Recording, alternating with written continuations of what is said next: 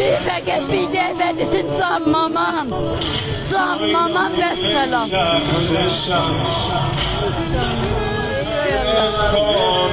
Mənim balamın adı Mehrat Paşayip Ərdidir. Çox bu yollarda, Çaybahaylarda, yollarda getmişdi. Çox gənclərdə getmişdi. Özü də o həftadıdır. 2 dənə balası var, bir üstündündədir.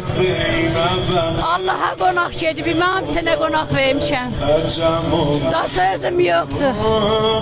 Da sözüm yoxdur. Mənim balama sözüm yoxdur. Bir fəqət bir dəfəlisin canmaman, canmaman vəssalam.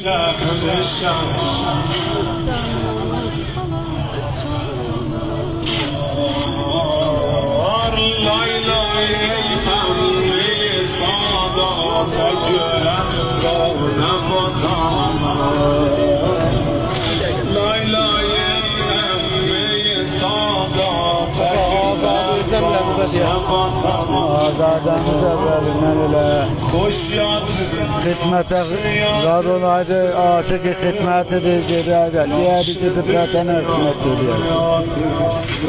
Özü de kim bir böyle kim memleketi dolanıp gelmişti.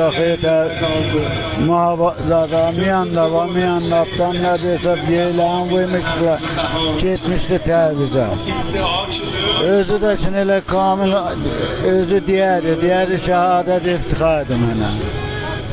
Hoca, şəhid tək fərzəndir ya özündən sonra bazı qaydaşı var? Bir dənə qaydaşı var ki. Qaydaşı da buydadır. Bəli, qaydaşı var, xanımın Süvaycanlığın gəlsin danışsın. Allah rəhmət eləsin. Allah şad eləsin. Allah səbr etsin. Qaydaşı sağ ol.